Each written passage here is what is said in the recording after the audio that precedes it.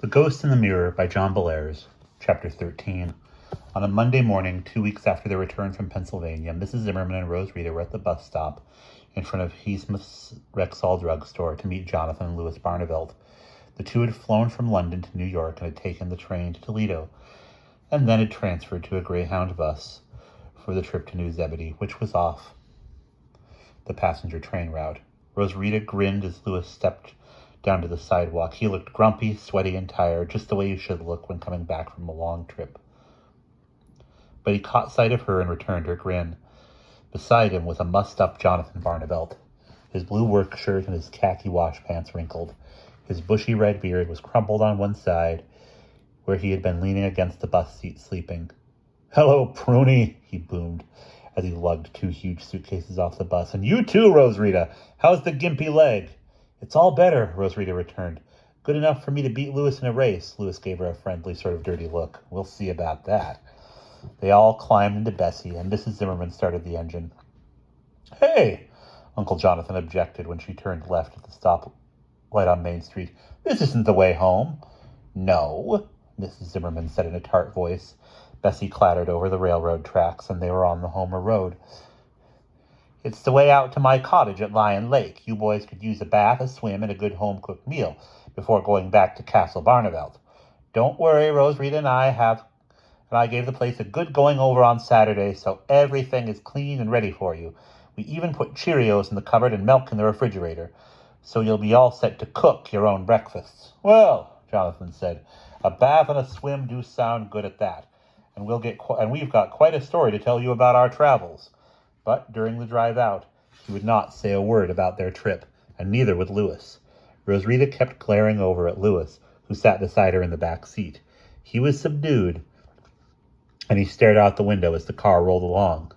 Something about him had changed, Rose Rita thought, and then she noticed how his belt had a flappy tongue hanging out of the buckle. "You've lost weight," she said. Louis started and then grinned sheepishly. "We walked a lot," he said, "all over the place, and most of the food," he wrinkled his nose. "Did you know that in France they eat snails?" With a sigh, he added. "It'll be great to have some normal food again." Louis had lost a good many pounds during his 6 weeks in Europe. He still wasn't exactly thin, but now he was more solid and chunky than fat, and Rose Rita thought he might have grown a little taller, too. As they parked in front of Mrs. Zimmerman's cottage and got out of the car, Jonathan said, "Florence, I have a confession to make. While we were in Germany, I managed to take a side trip to the University of Göttingen, where you took your degree. Do you remember Professor Athenius there?" Mrs. Zimmerman laughed. "Of course. Very good class. And today we begin a consideration of alchemical thaumaturgy. Good heavens, is he still there? He must be about 100 years old." "Yes, he's still there. And no, he is not 100 years old. He's only 82, Jonathan said as he helped Mrs. Zimmerman remove a heavy picnic hamper from the car trunk. He sighed. "I thought perhaps he might have some way of restoring your magic." "No, don't object. I know it bothers you. But he couldn't think of a thing that wouldn't take 7 or 8 years to accomplish. Sorry." Mrs. Zimmerman's eyes twinkled. "Well, we'll just have to live with it, Weirdbeard. Don't let it bother you." Louis and Uncle Jonathan took turns bathing, and then everyone went for a swim in the lake. Louis's dog paddle style had not improved very much, but he perked up and enjoyed himself. He and Rose Rita raced, and he didn't seem to mind losing. Afterward, Mrs. Zimmerman cooked hamburgers on a grill, and they all sat on the lawn and had a picnic lunch. Louis ate 3 hamburgers and cast a wistful eye at a 4th, but he turned it down. "Tell us about your trip," Rose Rita said. "Was it wonderful?" Jonathan, full of hamburgers, leaned back and said, "Well, parts of it were, but I had a better idea. I won't tell you about the sights. I'll show them to you." It took a little preparation, but soon they were all laughing at a sort of home movie show, except that the movies were Uncle Jonathan's magical illusions. 3-dimensional and so real it seemed as if you could touch them. The 4 friends saw the changing of the guard at Buckingham Palace. Uncle Jonathan mischievously gave one of the guards Louis's face, and then a can-can dance from Paris. Rose Rita squealed to see that she and Mrs. Zimmerman were the last of the 2 high-kicking dancers on the right side, and then fairyland castles from Austria, the canals of Venice, and lots more. "Not bad, Fuzzy Face," Mrs. Zimmerman said when the show had finished. She flicked a match from the air and lit one of her thin cigars. "At least you haven't lost your touch." Thanks, Haggy, Uncle Jonathan returned. Rosita was curious about something. You said only parts of the trip were wonderful. What happened that made the rest not so wonderful? Jonathan made a face. Not now. Maybe Louis and I will tell you the story some other day. But it's enough for me that we've been on a great long journey and we got homesick, and here we are again with the two people we like most in the world. Right, Louis? Louis blushed. Yeah, he muttered gruffly, but he looked pleased. Later, Louis and Rosita went for a walk along the edge of the lake. Rosita picked up a rock and skimmed it across the water, getting 4 good hops. Louis tried, but his stone plunked down on the first splash. You have to throw with your arm level, Rosita said. Sidearm, like this. Louis tried again, and finally he managed a couple of skips. Thanks, he said. That's okay. After a moment, Rosita added, You know, I could teach you other stuff, too, like, well, how to dance, for instance. Louis looked away. Then he gave her an embarrassed glance. Yeah, I guess that'd be okay. They walked back to the cottage where Uncle Jonathan and Miss Zimmerman had just finished repacking Bessie. The green car gleamed in the afternoon sunlight. Oh, Mrs. Zimmerman said, I forgot one thing. Rosita, would you get it for me, please? Sure, Rosita said, grinning. She and Mrs. Zimmerman had worked out this little surprise ahead of time. She took the keys from Mrs. Zimmerman, unlocked the front door, ran into the cottage, and came back with a folded black umbrella. Here you are, she said, handing it over. Uncle Jonathan looked puzzled. What's this, Hagface? Isn't that the umbrella I gave you a couple of Christmases ago? I thought it was useless. I've made some modifications, Mrs. Zimmerman said. Watch. She turned the umbrella upside down, and Uncle Jonathan and Louis could see that the handle had been replaced by a bronze talon gripping a small crystal orb.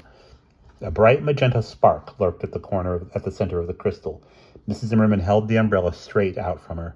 They all gasped. The umbrella suddenly became a tall staff with a blinding purple star at its tip. Mrs. Zimmerman stood wrapped in billowing purple robes that flickered with crimson flame.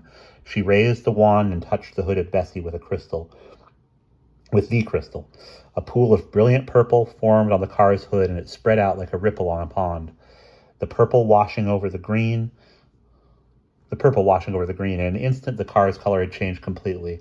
In another instant, Mrs. Zimmerman stood there with a broad smile on her face. She was wearing her normal purple floral print summer dress again, and in her hand she held just a plain black umbrella. Jonathan gave her a suspicious glance, then bent forward. This isn't an illusion, he murmured. It's transformation. You actually changed the paint, but when we left, you didn't have the power to change cream into butter. Rosita laughed. Maybe we had our own adventures while you and Louis were off in Europe.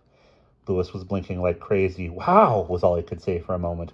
Uncle Jonathan ran his hand over the new paint job. Dry as a bone, and it looks like 5 coats and a couple of good hard wax jobs. Straightening, he said, I see you two have a story to tell. All right, Prunella, give. All in good time, Mrs. Zimmerman said in a happy voice. Into the car now, and on the way back you'll hear the tale. And so the 4 friends piled into the transformed automobile, and as Mrs. Zimmerman started the car and headed back to New Zebedee, she began to tell the story of the ghost in the mirror. And that is the end of that book. And as the end note says, John Bellairs died in 1991, and there are several more books that Mr. Bellairs left that Dial, the publishing company that published this book, will be publishing. Brad Strickland, a longtime Bellairs fan, will be completing them just as he did The Ghost in the Mirror. And I have a few of those. I don't even know that I've read all of them, but since you guys want to hear them, I will read them. I think next, and I will be around Halloween, I will read you guys The Drum, the Doll, and the Zombie. The book about Jonathan and Louis in Europe is called The Vengeance of Witchfinder, which I have not bought yet. I was thinking of doing that one more at Christmas time, just because I feel, even though it takes place in summer, I remember it as being a more Christmassy kind of a Sherlock Holmes adventure.